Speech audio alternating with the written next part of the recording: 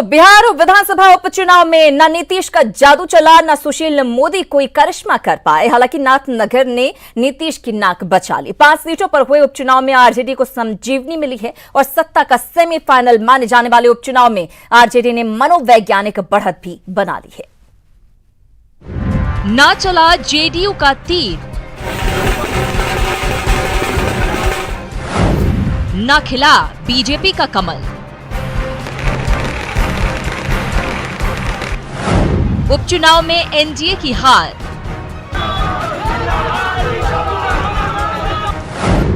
गंवा दी अपने कब्जे वाली सीटें। आरजेडी को मिली जीत की संजीवनी।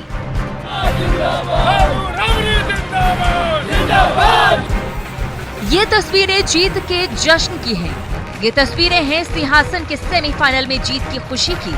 ये तस्वीरें हैं मजबूत एनडीए को पटखनी देने के बाद की खुशी की। लंबे समय बाद बिहार में विपक्ष को जीत का स्वाद चखने को मिला है। आज इनके समर्थक होली और दिवाली साथ साथ मना रहे हैं। देश और दुनिया में दिवाली रविवार को मनाई जाएगी, लेकिन इनके लिए असली दिवाली आज है, क्योंकि मुद्दतों बाद सियासी मैदान में विजयश्री नसीब हुई है।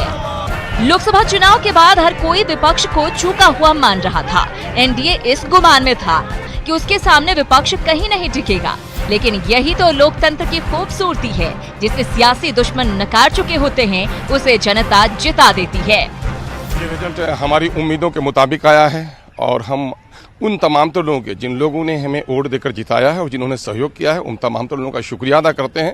और हम ये समझते हैं कि सीमांचल के साथ आज़ादी के बाद से लेकर इस वक्त जो हकमारी हुई है, उसके खिलाफ एक मजबूत लड़ाई का आगाज हुआ। बिहार विधानसभा में ओवैसी की पार्टी की एंट्री हो गई। ऐसा पहली बार हुआ जब एआईएमआईएम का बिहार में खाता खुला, लेकिन सबसे चौंकाने वाला परिणाम जेडीयू के लिए रहा।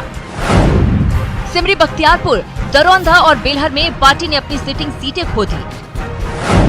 दरौंदा में सांसद कविता सिंह के पति अजय सिंह हार गए। बेलहर में गिरधारी यादव के भाई लालधारी यादव हार गए। सिमरी बख्तियारपुर में पूर्व मंत्री दिनेश चंद्र यादव की सीट जेडीयू हार गई। हार से जेडीयू का खेमा हताश है। पार्टी अब हार की समीक्षा की बात कह रही है। उसकी समीक्षा की जाएगी।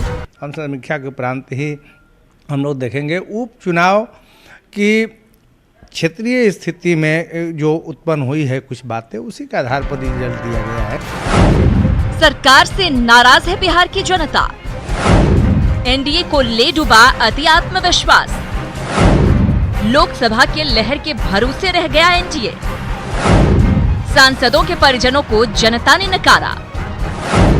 महागठबंधन को कम आंकना पड़ा महंगा। विधानसभा उपचुनाव में मिली हार के बाद एनडीए को लेकर इस तरह के सवाल उठ रहे हैं। अगर इस चुनाव को बिहार के सिंहासन का सेमीफाइनल माना जा रहा था, तो ये परिणाम एनडीए की चिंता बढ़ाने वाले हैं। किशनगंज से राजेंद्र पाठक, पटना से अमित सिंह के साथ ब्यूरो रिपोर्ट, न्यूज़ 18। तो 5 विधानसभा की सीट, 1 लोकसभा